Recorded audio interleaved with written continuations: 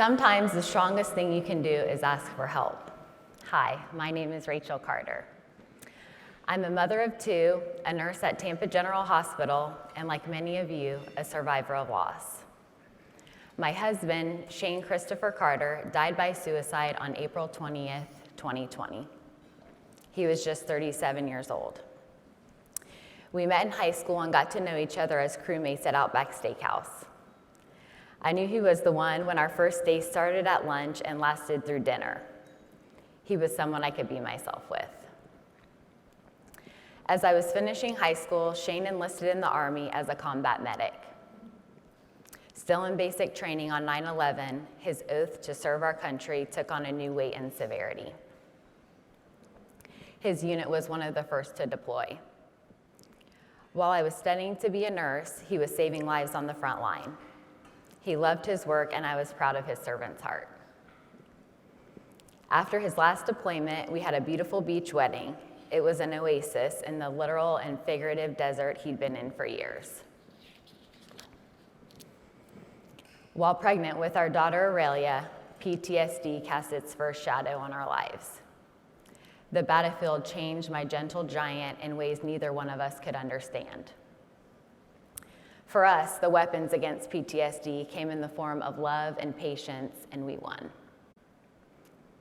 Triumphant, we started a new chapter of our lives with the birth of our joy-filled son, Draken. Shane embraced fatherhood with every fiber of his being. He became a doting father, a loving husband, and a dedicated firefighter.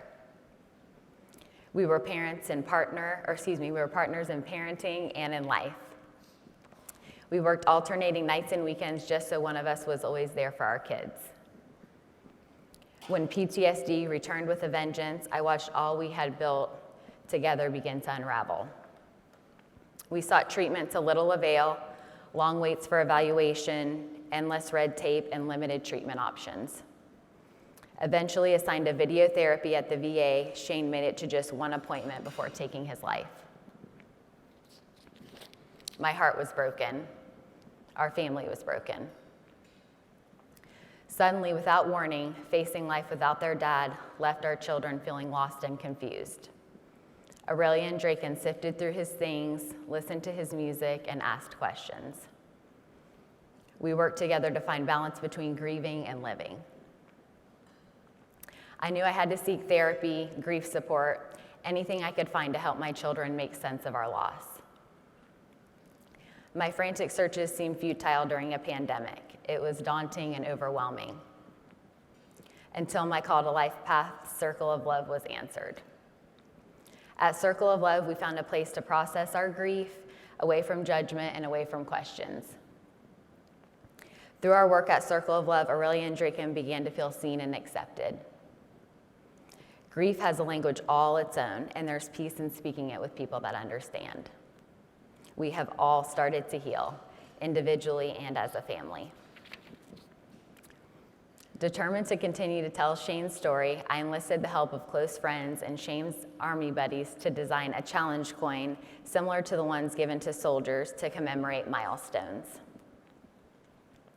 Shane's coin is heavy with symbols of his life, conflicts he served in, favorite bands, things that were meaningful to him. I share the coins with loved ones and his brother in arms as a reminder of the man that he was. Our time at Circle of Love helped me learn to channel my grief into action, to not only help my children or myself to deal with loss, but others as well. We lost Shane's life to PTSD, but not his light, not his courage, not his story. A story of service cut short by invisible wounds. We all need help at some point in our lives. Finding it can be difficult. Asking for it can be even harder. LifePath makes it easy. With the help of caring people like you, all that families like mine have to do is ask. Thank you for making sure someone is always ready to answer that call.